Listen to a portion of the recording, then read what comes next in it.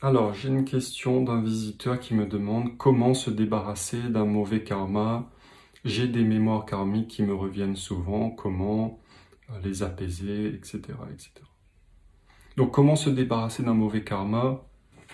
Déjà, il faut comprendre ce que c'est le karma. Le karma, c'est poser une action et récolter la réaction, la conséquence de cette action. Par exemple, si vous trompez votre femme, il faut vous attendre que tôt ou tard, cette tromperie-là soit révélée, que la vérité éclate et que cela provoque la rupture dans votre couple. Je vais vous donner un exemple. Il y a un de mes voisins, il était, voilà, il était très, un peu un beau gosse, hein. Il jouait de ça et puis il se croyait très confiant. Il trompait sa copine régulièrement. Et puis, sa copine, à chaque fois, découvrait la vérité. Et puis, il était tellement séducteur qu'il arrivait à recoller les morceaux. Sauf que ça crée du karma. Ça crée des conséquences. Et est venu un moment où sa compagne lui a dit « Je ne veux plus, stop ».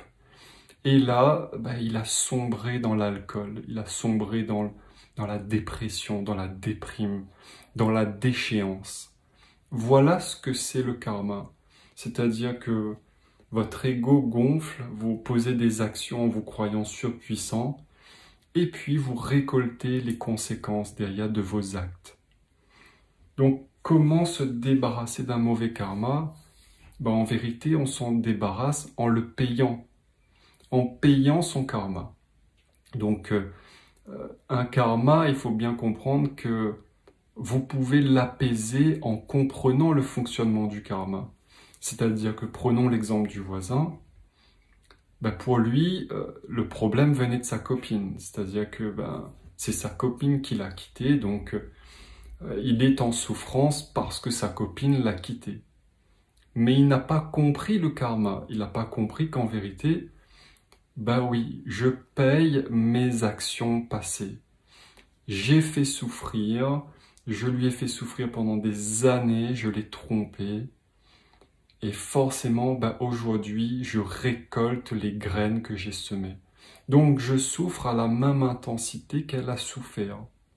Et s'il comprenait ça, qu'est-ce qu'il ferait? Eh bien, il l'accepterait, il comprendrait, il accepterait sa souffrance et il dirait « Ok, j'accepte de payer mon karma. » Et quand vous acceptez, ça devient déjà beaucoup plus simple, beaucoup plus facile. Parce que la pire des souffrances, c'est la résistance à votre souffrance à ce qui est en fait. Plus vous résistez à la souffrance que vous ressentez, plus la souffrance grandit. Par contre, si vous souffrez et vous acceptez de souffrir parce que vous payez votre karma et que vous en êtes conscient, eh bien la souffrance s'évacue très rapidement. Donc première chose pour vous débarrasser de votre karma, comprendre que toute action entraîne des conséquences. Donc faites bien attention à vos actions parce que toute action entraîne une conséquence. Si vous faites du mal, vous allez récolter la même chose. C'est énergétique. Une fois que vous avez compris le karma, deuxièmement, si vous avez du karma à payer, vous payez votre karma, vous l'acceptez. Ok, j'ai fait souffrir. Et il y a des gens qui ne comprennent pas parce que dans cette vie, ils n'ont pas fait souffrir, mais ils souffrent intensément. Eh bien, comprendre le karma, c'est de se dire aussi que peut-être dans la vie passée, j'ai fait souffrir des gens et que dans cette vie d'aujourd'hui, je paye mon karma. Eh bien là, en comprenant ça, on se dit, ok, qu'il en soit ainsi, je paye mon karma, j'accepte de souffrir. Et troisième chose, vous demandez pardon à Dieu. Le pardon accélère la purge karmique. Il n'y a rien de plus puissant que de demander pardon. Alors vous n'êtes pas obligé de voir la personne pour demander pardon, mais vous pouvez demander pardon à son âme. Par exemple, je reprends l'exemple du voisin, il pourrait demander « Seigneur Dieu, pardonne pardonne-moi pour ce que j'ai fait à telle personne. Il pourrait aussi s'adresser directement à l'âme de la personne. Je m'adresse à l'âme de ma copine XYZ, je te demande pardon. Chère âme, je te demande pardon pour toute la souffrance que j'ai vécue. La personne n'est pas présente. Sauf que dans le monde invisible, quand vous vous adressez à une âme, elle vous entend. Tout est connecté dans l'invisible.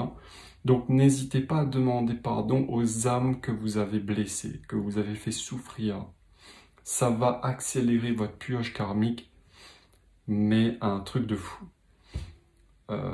En tout cas, quoi qu'il en soit, si vous êtes dans un processus spirituel, la purge karmique, c'est une étape extrêmement importante qui vous permet en fait de vous libérer d'un poids qui vous maintient dans la souffrance.